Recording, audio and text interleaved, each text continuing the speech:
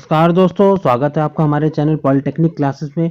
Friends, जैसा कि आपको पता है, मैं आपको इंजीनियरिंग मटेरियल का टॉपिक सब्जेक्ट कवर करा रहा हूं, जिसमें मैंने आपको चैप्टर 1 जो है आपका कवर करा दिया था, जिसमें आप लोगों को डिफरेंट टाइप्स की प्रॉपर्टीज़ को मैंने वहाँ पे कवर किया था मैकेनिकल। जिन लोगों ने बेटा नहीं देखा वो जाके चैनल पे जाके आप लोग सर्च कर सकते हैं पॉलिटेक्निक क्लासेस पे, जहाँ पे मैंने इंजीनियरिंग मटेरियल का एक चैनल ग्रुप बना रखा है सेकंड ईयर में, मैकेनिकल सेकंड ईयर में। वहाँ पे जाके आप लोग देख सकते हैं और वहाँ से आप लोग चैप्टर 1 को कवर कर सकते हैं। ठीक है, जो लोग नए हैं, चैनल सब्सक्राइब नहीं किया, चैनल सब्सक्राइब कर लीजिएगा, बेल आइकन को प्रेस कर लीजिएगा, जिससे आपको नोटिफिकेशन हमारे वीडियोस के मिलते रहेंगे। तो आज हम जो डिस्कस करेंगे इंजीनियरिंग मटेरियल में, चैप्टर नंबर 2 हीट ट्रीटमेंट, ऊष्मा उपचार को हम लोग आज पढ़ेंगे बेटा, कि कौन कौन से ऊष्मा उपचार के प्रोसेस होते हैं, कितने टाइप्स के डिफरेंट प्रोसेस होते हैं, किस प्रोसेस से क्या क्या प्रोडक्ट हमारे बनते हैं, और कौन कौन से प्रोसेस होते हैं। तो सारी चीज़ों को आज हम लोग क्या करेंगे, डिस्कस करेंगे। ठीक है फ्रेंड्स, तो आप लोग टेलीग्राम चैनल पर जरूर जुड़ जाइएगा, जहां पर आपको सारी इन्फॉर्मेशन हमारे चैनल से रिलेटेड, हमारे वीडियो से रिलेटेड आपको इन्फॉर्मेशन मिलती रहेगी। और जो भी पीडीएफ आपको चाहिए, सारी पीडीएफ आपको हमारे टेलीग्राम चैनल पर मिल जाएगी। तो आप लोग हमारे इसका लिंक मैंने डिस्क्रिप्शन में दे रखा है, वहां से आप लोग ज्वाइन हो जाइएगा। ठीक है, तो चलिए स्टार्ट करते हैं। पहले हम बात करेंगे हीट ट्रीटमेंट। ऊष्मा उपचार क्या होता है बेटा? क्या होता है कि जैसे हमें कोई भी प्रोडक्ट बनाना होता है, कोई भी डिजायर्ड शेप बनाना होता है, तो उसके लिए जो मटेरियल का यूज करते हैं उसके पास रिक्वायर्ड प्रॉपर्टी, रिक्वायर्ड कैरेक्टरिस्टिक्स होनी चाहिए। ठीक है ना, विशेषताएं होनी चाहिए। अगर नहीं होगी तो हम लोग क्या करते हैं, उनकी प्रॉपर्टीज को चेंज करते हैं, जिससे जो प्रोडक्ट हम लोग बनाए वो डिजायर्ड प्रॉपर्टी का बन सके। तो इसके लिए हम लोग क्या करते हैं कि मेटल को टेम्परेचर हम लोग क्या करते हैं, उसको गर्म करते हैं, जिससे उसका टेम्परेचर बढ़ता है। और जब हाई टेम्परेचर पर ले जाने के बाद हम लोग उसकी प्रॉपर्टीज में आसानी से चेंज कर लेते हैं। तो देखिए यहाँ पे लिखा है, धातु और मिश्र धातुओं की आवश्यकताओं के अनुरूप प्रयोग में लाने के लिए वांछित गुण नहीं होते हैं। इसीलिए ऊष्मा उपचार के द्वारा हम धातुओं अथवा अलाव में आवश्यकता अनुसार उनके गुणों में परिवर्तन करते हैं, या उनमें अन्य शीतलन किया जाता है। अतः ऊष्मा उपचार एक विधि तापन और शीतलन की प्रक्रिया। तो यही मैंने बताया बेटा कि ऊष्मा उपचार ऐसी प्रोसेस जिसमें हम लोग गर्म करते हैं और उसमें आंतरिक परिवर्तन करते हैं उन धातुओं में, जिससे कारण उनके गुणों में परिवर्तन किया जा सके। अब देखो बेटा, हम लोग ऊष्मा उपचार के क्या उद्देश्य होते हैं, मतलब व्हाट इज द पर्पस, मतलब हम लोग क्यों करते हैं। तो सबसे पहला पॉइंट पढ़ना, धातु को मशीन योग्यता में वृद्धि करना, धातु कणों का साइज बदलना या उनमें बारीकी करना। मींस हम लोग क्या करते हैं कि ग्रेन साइज होता है उसमें हम लोग चेंज करते हैं, बहुत छोटा छोटा करते हैं, फाइन ग्रेन साइज कर दिया, लिखा ना, बारीक करना। तीसरा पॉइंट है तप्त रूपण, शीत रूपण और अन्य रूपण। Means hot working, cold working and other forming process के फलस्वरूप आंतरिक प्रतिबलों को दूर करना। ठीक है, तो इंटरनल स्ट्रेसेस क्या होते हैं, उनको दूर किया जाता है। तो हम लोग क्या करते हैं, हॉट वर्किंग करते हैं, इसमें टेम्परेचर बढ़ाते हैं। ठीक है, कोल्ड वर्किंग में हम लोग टेम्परेचर कम बढ़ाते हैं। ठीक है, जिससे क्या होता है कि उनके इंटरनल स्ट्रेसेस, आंतरिक प्रतिबल, कोई इंटरनल फोर्स डेवलप है, ठीक है ना, वो चीज दूर हो जाए, और जो हमारा प्रोडक्ट बनेगा, जो मटेरियल हमारा होगा, वो फ्री फ्रॉम स्ट्रेसेस हो, मतलब उनमें कोई भी प्रतिबल उत्पन्न ना हो। ठीक है ना। और किस लिए किया जाता है, नेक्स्ट फोर्थ पॉइंट देख लीजिएगा, धातु के यांत्रिक गुणों जैसे तनन सामर्थ्य, टेंसाइल स्ट्रेंथ, कठोरता, हार्डनेस, तन्यता, डक्टिलिटी, आघात प्रतिरोध, शॉक रेजिस्टेंस, संक्षारण के विरुद्ध प्रतिरोध, तो कोरोजन अगेंस्ट रेजिस्टेंस, ठीक है ना, में वृद्धि करना। तो हम लोग क्या करते हैं, कभी टेंसाइल स्ट्रेंथ जैसे मैकेनिकल प्रॉपर्टी कई सारी हम लोग ने पढ़ी थी, ductility, malleability, hardness, strength, impact strength, तो ये सारी प्रॉपर्टीज में हम लोग क्या करते हैं, चेंजेस करते हैं या इंप्रूव करते हैं, जिससे हमें वो धातु आसानी से प्रयोग में लिए जा सके। उसका नेक्स्ट है धातु के चुंबकीय विद्युत गुणों में वृद्धि करना। ठीक है, तो मैग्नेटिक प्रॉपर्टीज और इलेक्ट्रिकल प्रॉपर्टीज में भी हम लोग क्या करते हैं, इसमें बढ़ाते हैं। गिसावट, सिक्स पॉइंट देखना, गिसावट का विरोध करना, ऊष्मा तथा संचारण के विरुद्ध प्रतिरोध करना। तो गिसावट मतलब जो हमारा वियरिंग होता है उसका हम लोग रेजिस्टेंस करते हैं, ऊष्मा और संचारण के विरुद्ध प्रतिरोध। तो ये जो कोरोजन अगेंस्ट रेजिस्टेंस, ये भी हम लोग को मटेरियल के अंदर शो करना पड़ता है। उसके बाद 7 पॉइंट देख लीजिएगा, आंतरिक सतहों की तन्यता होते हुए बाहरी सतहों को कठोर बनाना। तो आंतरिक जो इंटरनल सरफेसेस है उनकी डक्टिलिटी मेंटेन रखते हुए आउटर सरफेस में हार्डनेस को इंक्रीज करना। ठीक है, तो ये भी आप लोग ध्यान रखिएगा। इसके बाद नेक्स्ट है धातु की कठोरता एवं भंगुरता को कम करना। ठीक है ना, तो हार्डनेस जो है और ब्रिटलनेस है उसको हम लोग को डिक्रीज करना पड़ता है। बहुत ज्यादा हार्डनेस नहीं होना चाहिए, बहुत ज्यादा ब्रिटल नहीं होना चाहिए मटेरियल हमारा, तो वो भी प्रयोग में नहीं आ पाएगा। नेक्स्ट और लास्ट पॉइंट जो हमारा है, धातुओं की रासायनिक संरचना में परिवर्तन करना। तो उसका केमिकल स्ट्रक्चरल जो होता है फॉर्मूला, या केमिकल स्ट्रक्चर जो होता है उसमें हम लोग चेंज करते हैं। तो आप लोगों को मैंने टोटल 9 पॉइंट बता दिए हैं, ये सारा 9 पॉइंट आप लोग ध्यान रखिएगा, ताकि आपको पता रहे कि ऊष्मा जो उपचार किया जाता है वो क्यों किया जाता है किसी भी धातु में। ठीक है ना, ताकि उनकी गुणों में, प्रॉपर्टीज में परिवर्तन किया जा सके। अब नेक्स्ट हम बात करेंगे कि types of heat treatment operation. तो कौन कौन से हीट ट्रीटमेंट ऑपरेशंस होते हैं जो हम लोग किसी भी मटेरियल में, धातु में करते हैं, मेटल्स में, नॉन मेटल्स में हम लोग किया जाता है। तो सबसे पहला जो है आप लोग देख लीजिएगा, पहला जो ऑपरेशन होता है एनीलिंग प्रोसेस, अनिलीकरण, ये सबने सुना है। इसमें हम लोग क्या करते हैं कि किसी भी धातु का जो तापमान होता है उसको हम लोग क्रिटिकल तापमान से अधिक बढ़ाते हैं, ठीक है। और फिर हम लोग क्या करते हैं, उसे बढ़ाने के बाद हम लोग वो जो क्रिटिकल टेम्परेचर होता है उससे 30 to 50 डिग्री सेल्सियस ऊपर हम लोग गर्म करते हैं। उसके बाद हम लोग उसे धीरे धीरे ठंडा करते हैं, ठीक है ना। अब जब हम लोग भट्टी में रख के ठंडा करते हैं तो वो एनीलिंग प्रोसेस होती है, ठीक है ना। और भट्टी में रखने के बाद ठंडा करने से धीरे धीरे क्या होता है, मटेरियल में ठंडा होता है और उसके स्ट्रक्चर में चेंजेस आते हैं। तो देख लीजिएगा यहाँ पे लिखा है, इस क्रिया में निम्न कार्बन स्टील, मतलब लो कार्बन स्टील को उच्च क्रांतिक तापमान, हाई क्रिटिकल टेम्परेचर लगभग 30 से 50 डिग्री सेल्सियस ऊपर गर्म करते हैं। उच्च कार्बन स्टील जिसमें कार्बन की मात्रा 0.8% से अधिक होती है। तो यहाँ पर जो निम्न कार्बन स्टील था वो 0.8% से कम था कार्बन की परसेंटेज, और यहाँ पर है जो कार्बन ले रहे हैं, जो स्टील ले रहे हैं, उसमें कार्बन की परसेंटेज कितनी है, 0.8% से ज्यादा है, ठीक है। तो को निम्न क्रांतिक तापमान से 30 से 50 डिग्री पर सेल्सियस गर्म करते हैं। तो ये चीज आप लोग ध्यान रखिएगा, लो कार्बन स्टील को हाई क्रिटिकल टेम्परेचर से और हाई कार्बन स्टील को लो क्रिटिकल टेम्परेचर से 30 to 50 डिग्री सेल्सियस ऊपर गर्म करते हैं, ठीक है ना। उसके बाद हम लोग क्या करते हैं, गर्म करने के बाद ये क्या होता है बेटा, जैसे हम लोग इसको गर्म करते हैं स्टील को, तो वो ऑस्टेनाइट में कन्वर्ट हो जाता है। ये चीज ध्यान रखिएगा बेटा, ऑस्टेनाइट में कन्वर्ट हो जाता है। उसके बाद स्टील को हम लोग कुछ देर तक भट्टी में रखते हैं, जिससे स्टील की आंतरिक संरचना में परिवर्तन होता है, ठीक है। उसके बाद धातु को बहुत धीमी गति से ठंडा करते हैं। तो अब जब हम लोग भट्टी में रख के ठंडा करेंगे तो इससे क्या होगा, जो धातु जो है हमारा बहुत धीरे धीरे ठंडा होगा, ठीक है ना। तो इससे क्या होगा कि जो उसके स्ट्रक्चर्स में जो चेंजिंग होनी है, जो उनके रेशेस होते हैं, जो ग्रेन्स होते हैं, उनमें जो चेंजेस आएंगे, प्रॉपर्टी में चेंजेस आएंगे, बहुत धीरे धीरे परिवर्तन आएगा, ठीक है। ठंडा करने की जो दर होती है वो सामान्यतः 15 से 30 डिग्री प्रति सेकंड तक रखी जाती है। इस प्रकार एनीलिंग करण का जो तापमान होता है गर्म करने पर स्टील की संरचना में ऑस्टेनाइट में बन जाता है, ठीक है बेटा। तो ये चीज आप लोग ध्यान रखिएगा।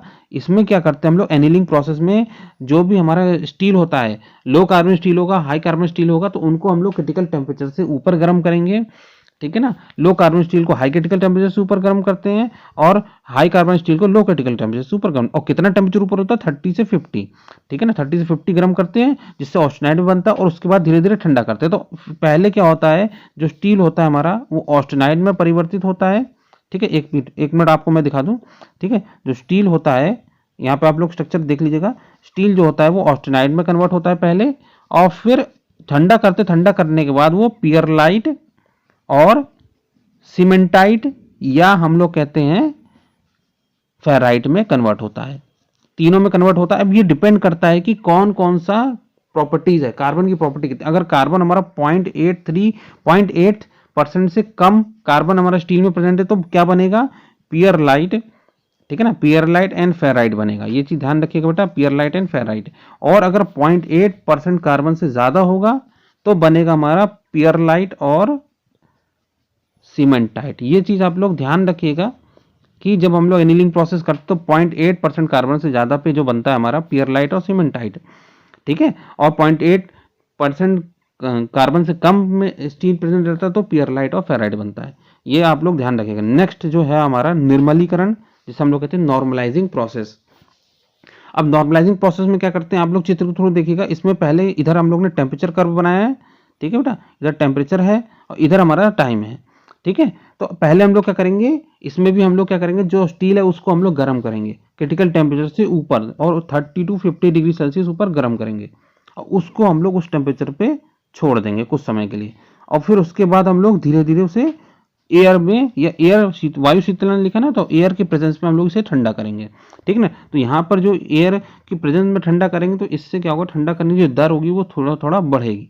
यहाँ पर 25 to 30 डिग्री सेल्सियस प्रति घंटा, ठीक है। तो यहाँ पे आप चित्र जरूर समझ सकते हैं कि पहले हम लोग गर्म कर रहे हैं स्टील को, क्रिटिकल टेम्परेचर, ये क्रिटिकल टेम्परेचर की लाइन है, इससे ऊपर हम लोग गर्म कर रहे हैं और फिर इस टेम्परेचर मेंटेन रख रहे हैं जिससे उसके स्ट्रक्चर में परिवर्तन आए। उसके बाद हम लोग उसे धीरे धीरे एयर की रिस्पेक्ट में उसे ठंडा कर रहे हैं, मतलब भट्टी से बाहर निकाल के हम लोग उसे ठंडा कर रहे हैं, ठीक है। यहाँ पर इस तरीके से हम लोग जब चेंज करेंगे, प्रोसेस को यूज करेंगे, तो इससे क्या होगा कि धातु की जो प्रॉपर्टीज है, गुण है, उसमें परिवर्तन आएगा। तो देख लीजिएगा, इस संक्रिया में स्टील को उच्च क्रांतिक तापमान से 30 से 50 डिग्री ऊपर सेल्सियस तक गर्म करते हैं और फिर धातु खंड को इसी तापमान पर भट्टी में काफी समय तक छोड़ देते हैं तथा भट्टी बाद में भट्टी से निकालकर वायु में ठंडा करते हैं। तो थोड़ी देर के लिए हम लोग भट्टी, जब तक सीधी लाइन थी ना, ऊपर ग्राफ में आप लोगों को दिखाया था, यहाँ पर देख लीजिएगा, ये जो ग्राफ लाइन थी, तो यहाँ पर क्या था, पहले हम लोग गर्म किए, यहाँ पे जब छोड़ा तो ये भट्टी में हम लोग ने छोड़ा था, उसके बाद जब हम भट्टी से निकाल के एयर में रखेंगे तो ऐसे कर्व हमारा आएगा। तो ये नॉर्मलाइजिंग प्रोसेस का जो कर्व है आप लोग ये ध्यान में रखिएगा, इसको आप लोग एज इट इज नोट कर लीजिएगा कॉपी में। ठीक है बेटा। अब देख लीजिए, ये नॉर्मलाइजिंग प्रोसेस होती है, इस संक्रिया से निम्न उद्देश्यों की प्राप्ति होती है।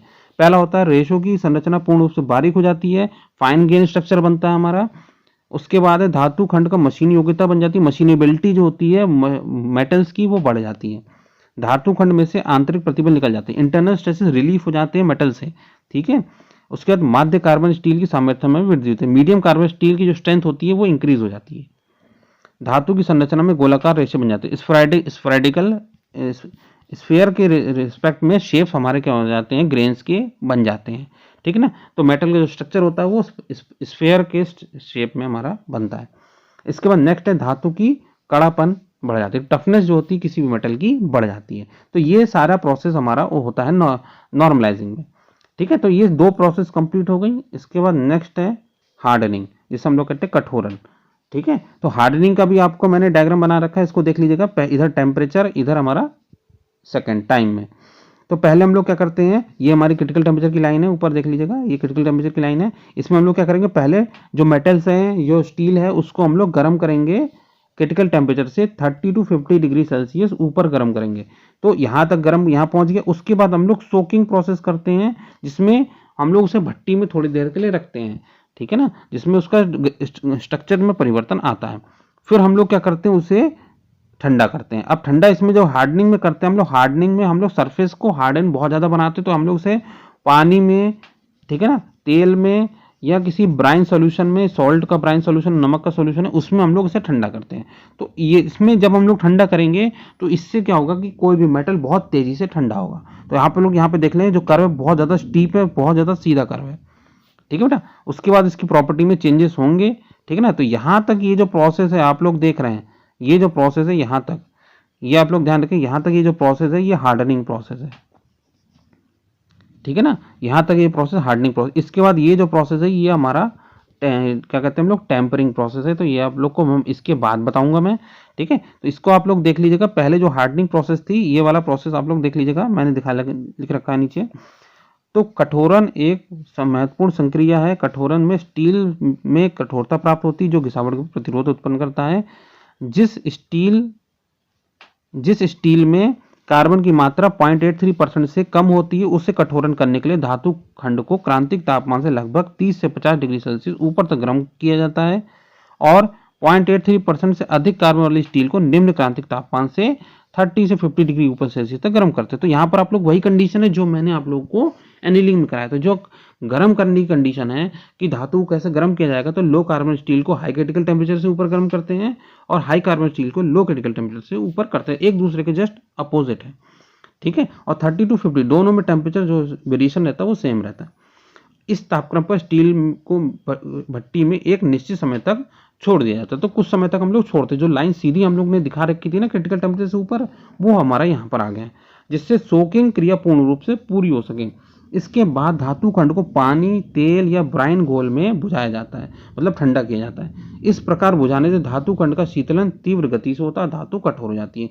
तो जब भी हमें कठोरता लानी होती है, हार्डनेस बढ़ानी होती है, तो हम लोग क्या करते हैं, गर्म करने के बाद उसे पानी में, तेल में या ब्राइन सॉल्यूशन में ठंडा करते हैं। तो जिससे क्या होता है कि उसके स्ट्रक्चर्स में चेंजिंग बहुत तेजी से आता है, बहुत तेजी से ठंडा होता है, और प्रॉपर्टी फटाफट चेंज होती है।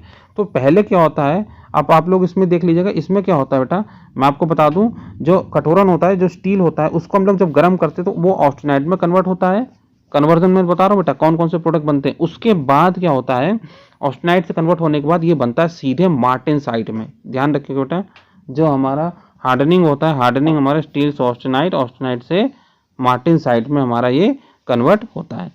ठीक है। तो ये आप लोग ध्यान रखें, ये हमारा हार्डनिंग में या कठोरन में होता है। इसके बाद नेक्स्ट आता है टेम्परिंग।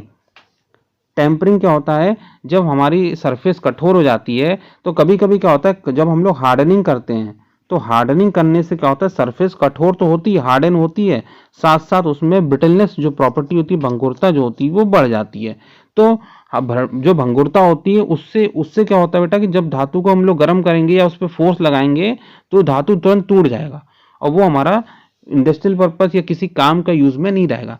तो अगर जब हमारा हार्डनिंग प्रोसेस करने के दौरान ब्रिटलनेस बढ़ती है तो हम लोग क्या करते हैं, हार्डनिंग के बाद हम लोग टेम्परिंग प्रोसेस करते हैं, ठीक है ना। तो टेम्परिंग प्रोसेस में हम लोग क्या करते हैं कि जो सरफेस की हार्डनिंग, जो ब्रिटलनेस बढ़ी थी, हार्डनिंग नहीं सॉरी ब्रिटलनेस, जो भंगुरता बढ़ी थी उसको हम लोग कम करते हैं, ठीक है। कैसे कम करेंगे, इसमें हम लोग दोबारा गर्म करते हैं। देखिए यहाँ पर क्या है, जो मैंने आपको ग्राफ दिखाया था, अगर आपको ग्राफ बनाना है टेम्परिंग का तो यहाँ पर आप लोग देख सकते हैं, ये वाला जो ग्राफ है, ये हमारा जो ग्राफ है, ये हमारा टेम्परिंग का ग्राफ। इसमें हम लोग क्या कर रहे हैं, दोबारा जो ये हम लोग उन मटेरियल में यूज करते हैं जिनमें हार्डनिंग प्रोसेस, कठोरीकरण हो चुका है।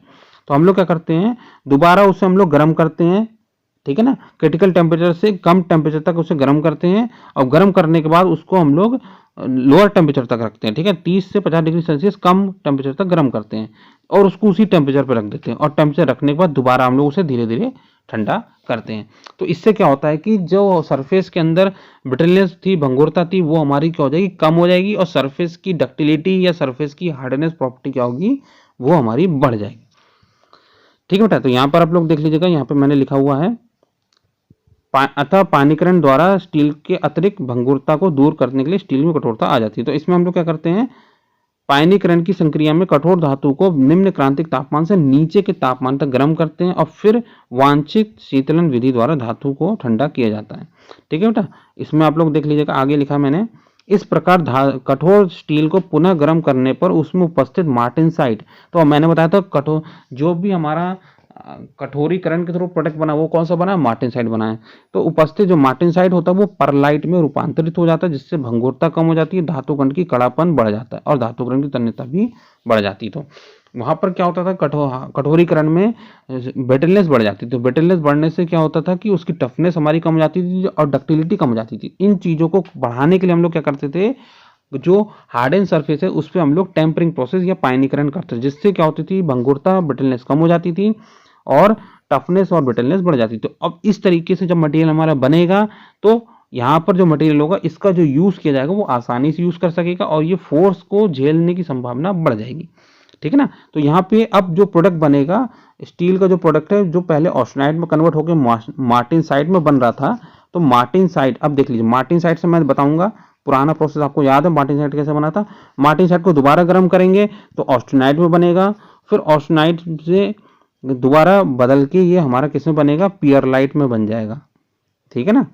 और जो हम लोग कह रहे हैं, हम लोग सीमेंटाइट में बन सकता है या फेराइट में बन सकता है, वो डिपेंड करेगा कार्बन की परसेंटेज उसमें कितनी है, ठीक है बेटा। ये क्लियर हो गया 4 प्रोसेस। नेक्स्ट है हमारा है सतह कठोरण या पृष्ठ कठोरण, जिसे हम लोग कहते हैं सरफेस हार्डनिंग या केस हार्डनिंग। तो ये क्या होता है बेटा, ये नाम से पता चल रहा है सरफेस हार्डनिंग में सरफेस को कठोर बनाया जा रहा है, हार्डन किया जा रहा है, ठीक है ना। अभी तक हम लोग ने जितने भी प्रोसेस पढ़े थे हीट उसमें हम लोग क्या कर रहे थे, सरफेस को कठोर बना रहे थे, साथ साथ अंदर इंटरनल सरफेस को भी कठोर बनाया जा रहा था। यहाँ पर हम लोग क्या करते हैं, सरफेस हार्डनिंग में केवल आउटर सरफेस, बाहरी जो सतह होती है धातु की, उसको हम लोग कठोर बनाते हैं। अंदर की सतह अगर मृदु है, सॉफ्ट है तो सॉफ्ट रहती है, वो चेंज नहीं होती है। इसमें पृष्ठ कठोरीकरण में स्टील की सतह को केवल कठोर बनाया जाता है और अंदर से स्टील की सतह टफ बनी रहती है। तो ज्यादातर क्या होता है, मैंने जो आपको बताया, सॉफ्ट होती है, सॉफ्ट ना होके वो टफ होती है।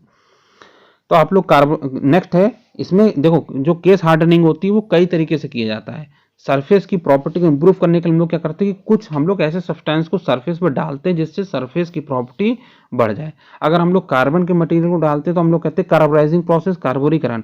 अगर हम नाइट्रोजन डालते हैं सरफेस पे मेटल के तो हम लोग कहते हैं नाइट्राइडिंग या हम लोग कहते हैं नाइट्राइडीकरण। तो आप लोग देख लीजिए, पहला जो केस हार्डनिंग होता है वो किस तरीके से किया जाता है, कार्बोराइजिंग प्रोसेस के थ्रू किया जाता है। इसमें हम लोग क्या करते हैं, निम्न कार्बन स्टील के कुछ कार्बन पदार्थों के संपर्क में रखकर स्टील की बाहरी सतह को कार्बन की अतिरिक्त मात्रा से संतृप्त करते हैं। इसमें हम लोग क्या करते हैं बेटा कि जो मेटल की सरफेस हार्डनिंग करनी होती है उसकी सरफेस को हम लोग क्या करते हैं कि कार्बन मटेरियल या कार्बन सरफेसेस के साथ मिक्स करके हम लोग क्या करते हैं, रखते हैं, ठीक है। तो इससे क्या होता है कि जो कार्बन की अतिरिक्त सतह, जो कार्बन का अतिरिक्त जो मटेरियल होता है वो सरफेस पे जम जाता है, ठीक है ना। तो हम लोग क्या करते हैं बेटा, ऐसे मटेरियल का यूज करते हैं जिनमें कार्बन की परसेंटेज कम होती है, जिनमें हार्डनेस हमारी कम होती है, तो उनमें हम लोग क्या करते हैं, ये प्रोसेस अपनाते हैं।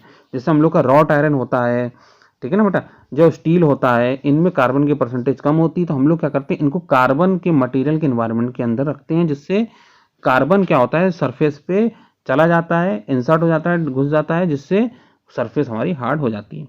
तो इस विधि का उपयोग पिटवा लोहा, मृदु इस्पात, माइल्ड स्टील, जिनमें कार्बन की मात्रा कमी होती के लिए किया जाता है। तो आप लोग ध्यान रखिए, कार्बोनाइजिंग प्रोसेस एक केस हार्डनिंग प्रोसेस है। अब नेक्स्ट जो प्रोसेस होती है केस हार्डनिंग, वो होती है नाइट्राइडीकरण, ठीक है ना। इसमें हम लोग नाइट्रोजन गैसेस के प्रेजेंस में या अमोनिया गैस के प्रेजेंस में हम लोग क्या करते हैं, इसे धातु को गर्म करते हैं, और जैसे ही हम लोग गर्म करते हैं तो यहाँ पर क्या होता है, जो अमोनिया गैस होती है वो नाइट्रोजन और हाइड्रोजन में अलग अलग हो जाती है, और नाइट्रोजन जो होती है सरफेस पे जाके मिक्स होती है, जिस मटेरियल पे हमें कठोर बनाना है उस पे जाके मिक्स होती है, और सरफेस हमारा हार्डन हो जाता है, ठीक है ना। अब देख लीजिए, यह भी गैस द्वारा सतह को कठोर करने की विधि है।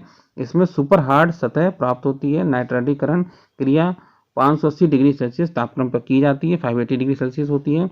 इस विधि में धातु के अवयव को वांछित तापक्रम पर अमोनिया गैस के वातावरण में गर्म किया जाता है। इस तापक्रम से अमोनिया गैस का विघटन होकर स्वतंत्र नाइट्रोजन और हाइड्रोजन प्राप्त होता है। नाइट्रोजन अलायकों घटकों के साथ मिलकर नाइट्राइड्स बनाते हैं।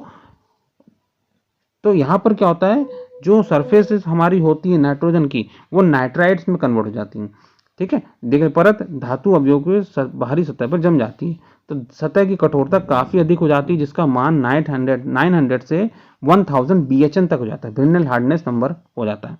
यह सतह क्षतिरोधक या संचार रोधक, वियर रेजिस्टेंस या कोरोजन रेजिस्टेंस होती है। तो यहाँ पर मैंने बताया क्या होता है बेटा, ये जो हमारा मेटल है, इसको हम लोग नाइट्रोजन अमोनिया गैस की प्रेजेंस में रखते हैं अंदर, ठीक है ना, जिससे क्या होता है, नाइट्रोजन और हाइड्रोजन अलग हो जाता है। ये नाइट्रोजन हमारा सरफेस में जाके घुस जाता है और नाइट्राइड्स बना देता है, और नाइट्राइड्स क्या होते हैं, बहुत ज़्यादा क्या होते हैं, हार्ड एंड सरफेस को बनाने में हेल्प करते हैं। तो यहाँ पर मैंने लिखा, देखो यहाँ पे देख रहा, हार्डनेस की वैल्यू कितनी हो जाती है, 900 से 1000। अब ये 900 से 1000 BHN होता है बेटा, ये बहुत ज़्यादा हार्डनेस वैल्यू होती है, इससे बहुत ज़्यादा हार्ड एंड सरफेस बनती है, ठीक है ना। और ये जो सतह होती है, देख लीजिए यहाँ पे वियर रेजिस्टेंस बनती है, कोरोजन रेजिस्टेंस बनती है। तो कोरोजन की संभावना नहीं होती है, वियर की संभावना भी कम हो जाती है, ठीक है ना। तो नाइट्राइजिंग जो प्रोसेस होती है, ये कार्बोनाइजिंग प्रोसेस की अपेक्षा ज़्यादा अच्छी होती है, ठीक है बेटा। तो इसमें बहुत ज़्यादा टेम्परेचर भी नहीं बढ़ाते हैं हम लोग नाइट्राइजिंग प्रोसेस करने के लिए, और नॉर्मल ही टेम्परेचर में हमारा ये सारी प्रोसेस कंप्लीट होती है, ठीक है ना। और इसमें केवल बाहरी सतह हमारी क्या होती है, कठोर बन जाती है। अब देखिए, आगे हम बात कर रहे हैं अदर हीट ट्रीटमेंट प्रोसेस, मतलब और भी कुछ हीट ट्रीटमेंट प्रोसेस होते हैं। तो देख लीजिए बेटा, सबसे पहला होता है फ्लेम हार्डनिंग, ज्वाला कठोरीकरण। अब ज्वाला कठोरीकरण में क्या होता है, मैं आपको चित्र दिखा देता हूँ, जिससे आप लोगों को ये ज्वाला कठोरीकरण इजीली समझ में आए। देखिए, ये जो आप लोगों को डायग्राम बना रखा है, ये फ्लेम हार्डनिंग का है। तो फ्लेम हार्डनिंग पे आप लोग देख लीजिए, ये क्या है बेटा, ये हमारा वर्क पीस है जिसको हार्डन करना है, ठीक है। यहाँ पर ये देख रहे हैं आप लोग, ये फ्लेम है, फ्लेम का ये फ्लेम हैंडल है जिससे फ्लेम हमारी निकल रही है, ठीक है ना बेटा। ये हमारा क्या है, वाटर स्प्रे जेट है जिससे वाटर स्प्रे हो रहा है, ठीक है ना। तो ये हमारी क्या है, ये पूरा सब्सटेंस है, ठीक है ना बेटा। ये हमारा फ्लेम का है, ये वाटर का सब्सटेंस है, ये हमारा क्या है, मटेरियल है। अब देखिए यहाँ पर क्या हो रहा है कि ये जो आपको दिखा रखा है, ये कठोरीकृत सतह दिखा रखी है, मीन्स ये सतह फ्लेम हार्डनिंग के थ्रू कठोरीकृत हो चुकी है, ठीक है ना। यह सतह हो रही है इस समय। तो यहाँ पर आप लोग देखिए क्या हो रहा है, यहाँ पर हम लोग ये जो फ्लेम है, ये फ्लेम को सरफेस के ऊपर इंजेक्ट कराते हैं। जब भी हम लोग फ्लेम हार्डनिंग करते हैं तो फ्लेम जो होती है उसको, ये फ्लेम कौन सी होती है बेटा, ऑक्सी एसिटिलीन, ऑक्सीजन और एसिटिलीन की फ्लेम होती है। इसको हम लोग क्या करते हैं, सरफेस के ऊपर हाई टेम्परेचर के साथ इंजेक्ट कराते हैं, मतलब जिससे क्या होता है कि सरफेस का टेम्परेचर हमारा बढ़ सके। तो धीरे धीरे हम लोग, यहाँ पर जो फ्लेम है वो इस तरीके से मूव कर रहा है, तो यहाँ से हम लोग धीरे धीरे क्या करते हैं, फ्लेम प्रोड्यूस कराते हैं, जिससे क्या होता है कि मेटल का टेम्परेचर बढ़ता रहता है, ठीक है ना। मेटल का टेम्परेचर जैसे ही बढ़ेगा तो यहाँ पर क्या होगा, धीरे धीरे उसका टेम्परेचर बढ़ेगा, तो इसकी प्रॉपर्टीज में चेंजेस आएंगे, ठीक है ना। जैसे उसके बाद धीरे धीरे जैसे जब यहाँ से हम लोग फ्लेम डालते हैं तो फ्लेम की पोजीशन भी हम लोग लेफ्ट डायरेक्शन में मूव कराते हैं, ठीक है ना। उसके बाद जब इसका टेम्परेचर गर्म हो जाता है सरफेस का, तो आगे बढ़ा के धीरे धीरे बढ़ाते हैं। उसके बाद वाटर का इंजेक्ट कराते हैं। वाटर इंजेक्ट कराने से क्या होता है कि इसकी जो सरफेस होती है वो बहुत जल्दी ठंडी होती है, और इसकी जो प्रॉपर्टीज है तो उसमें चेंजेस होने लगते हैं धीरे धीरे, ठीक है ना। और इसमें जो हम लोग टेम्परेचर बढ़ाते हैं, वो जो हमारा क्रिटिकल टेम्परेचर होता है उससे हम लोग लोअर क्रिटिकल टेम्परेचर से ऊपर हम लोग इसे गर्म करते हैं, ठीक है बेटा। और ये आप लोग देख सकते हैं ये सरफेस हार्डन हो चुकी है, ये सरफेस हार्डन हो रही है, इस पे अगर वाटर का स्प्रे होगा इसके बाद तो ये सरफेस भी हार्डन हो जाएगी। ठीक है, तो ये हम लोग क्या करते हैं, ये जितने भी हमारे कटिंग टूल्स होते हैं, जो टूल्स को काटा जाता है, ठीक है ना, जिस टूल्स के थ्रू हम लोग मेटल्स को काटते हैं, तो वहां पर हम लोग इस फ्लेम हार्डनिंग का यूज करते हैं। ठीक है बेटा, तो ये चीजें क्लियर होगी बेटा, आप इस चित्र को बना लीजिएगा अच्छे से। अब देख लीजिए इसकी थ्योरी मैंने लिख रखी पूरी। इस संक्रिया के अंतर्गत कठोर एसिटिलीन ज्वाला द्वारा आंतरिक तापमान तक गर्म करके और बाद में जल फुहार से ठंडा किया जाता है। इस विधि द्वारा धातु के अवयव को जिस भाग को कठोर करना होता है उसी भाग को ज्वाला के प्रहार से गर्म करते हैं। इस विधि से बड़े और भारी धातु खंड को कठोर किया जाता है। इन धातु खंड को भट्टी में रखना संभव नहीं होता है। कठोर की गई सतह की गहराई, ज्वाला के तापक्रम, ज्वाला द्वारा तापमान के समय, शीतलन के लिए प्रयुक्त पानी का तापक्रम और तापमान और शीतलन के बीच लगे समय पर निर्भर करती है। ठीक है बेटा, तो ये चीज़ आप लोग ध्यान रखिएगा कि फ्लेम के टेम्परेचर पे, धातु पे कितनी देर तक हम लोग उसको टेम्परेचर पे गर्म कर रहे हैं और वाटर को कितनी देर तक हम लोग उसे रख रहे हैं उसमें। ठीक है, तो उन चीज़ों के लिए यूज में आती है। इस विधि का उपयोग गियर के दांतों को कठोर करना, व्हील के अंश तथा कटिंग टूल को कठोर करने में किया है। तो मैंने अभी बताया था बेटा आपको। तो ये जो फ्लेम हार्डनिंग से यूज गियर के टीथ को हार्डन करने के लिए, व्हील के पार्ट को हार्ड करने के लिए, कटिंग टूल को हार्ड करने में प्रयोग में लिया जाता है। तो बेटा ये जो फ्लेम हार्डनिंग प्रोसेस है ये आपको चीज़ों को क्लियर होगी बेटा।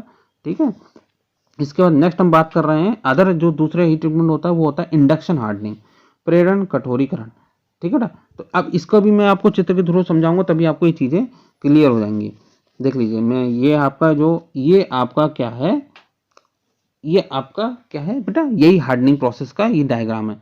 ठीक है बेटा, ये आप लोग ध्यान रखिएगा इसमें। ठीक, ये देख लीजिए एक बार, इंडक्शन हार्डनिंग का ये जो डायग्राम है ये आप लोग चीज़ों को अच्छे से समझ लीजिएगा। ये यहाँ पर देख लीजिएगा, ये चित्र जो हमने बना रखा है, एक ये आपका क्या है, इंडक्शन कॉइल है। ये आप लोग देख रहे हैं गोल गोल सा जो बना रखा है, इससे करंट पास हमारी होती है। ठीक है ना, ये हमारा इंडक्शन कॉइल है। और यहाँ पर आप ये देख रहे हैं जो क्रॉस क्रॉस लाइन बनी इस तरीके से सरफेस पे, ठीक है ना, इस तरीके से यहाँ पर आप लोग देख लीजिएगा, इस तरीके से ये सरफेस पे ऐसे ऐसे ऐसे ऐसे लाइनें बनी है ना बेटा, ये आप लोग देख रहे हैं ये। तो ये क्या है आपका, ये आपका प्राइमरी कॉइल है जिसमें कॉपर के कॉइल्स की टर्निंग इसमें दे रखी है। ठीक है ना, कॉपर की टर्निंग इसमें है। यहाँ पर ये क्या है, ये टॉर्च है। यहाँ पर आप लोग देख रहे हैं ये टॉर्च है जिसके थ्रू हम लोग क्या करेंगे, वाटर की सप्लाई करेंगे। ठीक है ना, ठीक। और यहाँ पर ये जो दो प्राइमरी कॉइल है, कॉपर की टर्न्स, इसमें बहुत सारे टर्न्स दे रखे हैं। ठीक है ना, ये हमारे कॉपर के टाइल्स, ये वायर के थ्रू कनेक्शन है। ठीक है, यहाँ पर आप लोग देखिए वायर के थ्रू कनेक्शन है और यहाँ पर हाई फ्रिक्वेंसी जनरेटर के थ्रू कनेक्शन है जिससे करंट की सप्लाई हम लोग इसमें प्राइमरी कॉइल के थ्रू देंगे यहाँ पे।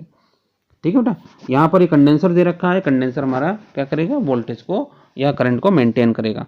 ठीक है, यहाँ पर हमारा ये इंडक्टर है। ठीक है, तो इधर जिस भी मेटल को, जिस मेटल का हमें टेम्परेचर बढ़ाना है या उसकी प्रॉपर्टी चेंज करनी, वो क्या करेंगे हम लोग, ये दोनों जो हम लोग की प्राइमरी कॉइल है, ऊपर और नीचे जो है, इनके बीच में यहाँ पर ये जहाँ कार्य लिखा है, यहाँ पर हम लोग उसको वर्क पीस को रख देंगे। ठीक है, जैसे हम लोग मान लो ये, जैसे ये वर्क पीस है हमारी, यहाँ पर ये रखी हुई है। ठीक है बेटा, तो अब हम लोग क्या करेंगे, जैसे अब जिस सरफेस को कठोर करना है उनको यहाँ पे रख दिया, अब हम लोग क्या करेंगे, हाई करंट सप्लाई करेंगे यहाँ से। ठीक है ना, जनरेटर के थ्रू हाई फ्रिक्वेंसी जनरेटर की सप्लाई, एसी सप्लाई हम लोग जैसे ही प्रोवाइड कराएंगे। तो एसी सप्लाई जैसे ही प्रोवाइड कराएंगे कॉइल्स में, तो कॉइल्स क्या होंगी हमारी, कॉइल्स में हमेशा करंट प्रोड्यूस होगा। ठीक है ना बेटा, वोल्टेज यहाँ से वोल्टेज सप्लाई होगी तो कॉइल्स में क्या होगा, करंट हमारा बनेगा। तो ठीक है, जैसे करंट प्रोड्यूस होगा तो यहाँ पर क्या होगा कि इस रीजन में हमारा क्या हो जाएगा, ईएमएफ डेवलप होने लगेगा। ठीक है ना, इस रीजन में हमारा क्या होगा, ईएमएफ डेवलप होगा। ईएमएफ डेवलप होने के कारण यहाँ पर करंट प्रोड्यूस होने लगेगी और करंट क्या करेगी, जो करंट प्रोड्यूस होगी वो इस मेटल के टेम्परेचर को बढ़ाने लगेगी धीरे धीरे। इस रीजन में टेम्परेचर इस मेटल का बढ़ने लगेगा। ठीक है बेटा, और यहाँ पर क्या होगा, एक तरह से मैग्नेटिक फील्ड डेवलप हो जाएगी। जब हम लोग यहाँ से करंट की सप्लाई होगी कॉइल्स से, तो कॉइल्स के बीच में करंट सप्लाई होने के कारण यहाँ पे मैग्नेटिक फील्ड डेवलप होगी। मैग्नेटिक फील्ड के कारण यहाँ पे करंट डेवलप होगा और जो हमारा वर्क पीस है उसका धातु है जो, उसका टेम्परेचर हमारा बढ़ जाएगा। ठीक है, और जैसे ही टेम्परेचर हमारा बढ़ेगा तो उसके मटेरियल की प्रॉपर्टीज में चेंजिंग तुरंत स्टार्ट हो जाएगी। ठीक है, उसके बाद क्या होगा कि हम लोग जब उसकी प्रॉपर्टी में चेंज हो जाएगा तो कुछ समय बाद फिर हम लोग क्या करेंगे, ये जो हम लोग ने दो टॉर्च दे रखी है ना, बुझाने का मीडियम दे रखा है, यहाँ से हम लोग क्या करेंगे कि वाटर की सप्लाई इस टॉर्च के थ्रू कर रखें, जिससे क्या होगा, मटेरियल जो है वो हमारा तुरंत ठंडा हो जाए। तो ये जो प्रोसेस होती है बेटा, ये बहुत ईजी प्रोसेस है और बहुत ही जल्दी ये प्रोसेस हमारी कंप्लीट भी होती है, क्योंकि हम लोग करंट की सप्लाई देंगे। अब बेटा क्या होता है कि यहाँ पर जो करंट की सप्लाई देंगे वो डिपेंड करेगा कि कितना मटेरियल की प्रॉपर्टी में चेंज करनी है। जितना ज़्यादा हम टेम्परेचर बढ़ाएंगे उतना ही ज़्यादा क्या होगा, मटेरियल प्रॉपर्टी चेंज होंगी, उतना ही ज़्यादा हमें यहाँ से करंट या वोल्टेज की सप्लाई इस जनरेटर के थ्रू देनी पड़ेगी। ठीक है बेटा, तो आप लोग को क्लियर हो गई ये चीज़ें। तो आप लोग ये फिगर पूरा बना लीजिएगा कॉपी में, जिससे आपको ये चीज़ें क्लियर समझ में आ जाएगी। देख लीजिए यहाँ पर मैंने पूरा डिटेल लिख रखा है। यह एक पृष्ठ कठोरीकरण की विधि है। इसमें धातु खंड की बाहरी सतह कठोर एवं घिसावट रोधी प्राप्त होती है। जिस स्टील के पार्ट को सतह कठोरीकरण करना होता है उसे प्रेरण कॉइल के बीच में रखा जाता है। तो वही जो इंडक्शन कॉइल है उनके बीच में हम लोग रखते हैं। कॉइल में कॉपर की ट्यूब काफी टर्न होती है। इस संक्रिया में कॉइल को उच्च आवृत्ति एवं एम्पियर की प्रतिवर्ती धारा से प्रभावित की जाती है। तो मैंने बताया इसको एसी करंट से हम लोग क्या करते हैं, उसे इंजेक्ट कराते हैं कॉइल में। उच्च धारा का मान जो होता है 1000 से 10,000 साइकिल पर सेकंड होता है, जिससे कॉपर में बने ब्लॉक में प्रवाहित होती है। कॉपर जो ट्रांसफार्मर की कॉइल, ये क्या होता है बेटा, जैसे ट्रांसफार्मर में कॉइल्स में करंट फ्लो करता है ना, तो उसमें ईएमएफ जनरेट होता है, उसी तरीके से ये भी हमारा है। ठीक है ना, इसमें फ्रिक्वेंसी जनरेटर के थ्रू हम लोग दोनों कॉइल्स में करंट प्रोड्यूस कराते हैं, तो ईएमएफ हमारा बनता है। ठीक है ना, इसमें एक प्रतिवर्ती चुंबकीय क्षेत्र उत्पन्न होता है और प्रतिवर्ती धारा प्रेरित होती है। इस प्रतिवर्ती धारा से धातु कण में तापन होता है। तो ये धारा से क्या होता है, मटेरियल का टेम्परेचर बढ़ता है। ठीक है, इस प्रकार तापन से उत्पन्न तापक्रम 750 से 800 डिग्री सेल्सियस के बीच में होता है और तापन के बाद गर्म की गई सतह को पानी से स्प्रे द्वारा शीतलन किया जाता है। ठीक है बेटा, तो ये चीजें आपको क्लियर होगी बेटा किस तरीके से हम लोग कर रहे हैं। तो ये जो फ्लेम हार्डनिंग प्रोसेस है ये बहुत अच्छा और एफिशिएंट प्रोसेस है। इससे मटेरियल की जो हार्डनिंग है वो बहुत जल्दी होती है और ये प्रोसेस बहुत जल्दी कंप्लीट होता है। ठीक है ना, जितना ज़्यादा आप लोग करंट सप्लाई करेंगे उतना ज़्यादा मटेरियल हार्ड होगा। मटेरियल जो गर्म होता है बहुत जल्दी गर्म होता है, क्योंकि यहाँ पे करंट की सप्लाई की जा रही है। ठीक है ना, तो ये प्रोसेस बहुत ज़्यादा होती है, इसके कारण मटेरियल की प्रॉपर्टी में चेंजिंग होती है। ठीक है बेटा, तो आप लोग को ये चीज़ें क्लियर हो गई। सारे मैंने different types of heat treatment operations करा दिए हैं। Main heat treatment process annealing करा दिया, एनीलिंग हो गई, हार्डनिंग हो गई, नॉर्मलाइजिंग हो गई, टेम्परिंग हो गई बेटा। ठीक है, तो ये उसके बाद लास्ट जो था वो केस हार्डनिंग। केस हार्डनिंग में मैंने 2 करा दिए थे, एक कार्बोराइजिंग हो गया, एक नाइट्राइडिंग हो गया। ठीक है, उसके बाद जो लास्ट बचा था other heat treatment process, flame hardening process और इंडक्शन हार्डनिंग, ये दोनों बता दिए। तो आपका हार्डनिंग प्रोसेस पूरा क्लियर हो गया। तो हीट ट्रीटमेंट प्रोसेस का लगभग मैंने 50% आपका कवर कर दिया है। तो आप लोग एज इट इज नोट्स कर लीजिएगा और इसकी पीडीएफ आपको चाहिए तो आप लोग टेलीग्राम चैनल से अवेलेबल कर सकते हैं और इसका लिंक मैंने डिस्क्रिप्शन में दे रखा है। ठीक है फ्रेंड्स, तो अपने दोस्तों के साथ इस वीडियो को ज़्यादा से ज़्यादा शेयर कीजिए ताकि आपके एग्जाम में इसकी तैयारी अच्छे से हो सके। ठीक है friends, okay, thank you friends.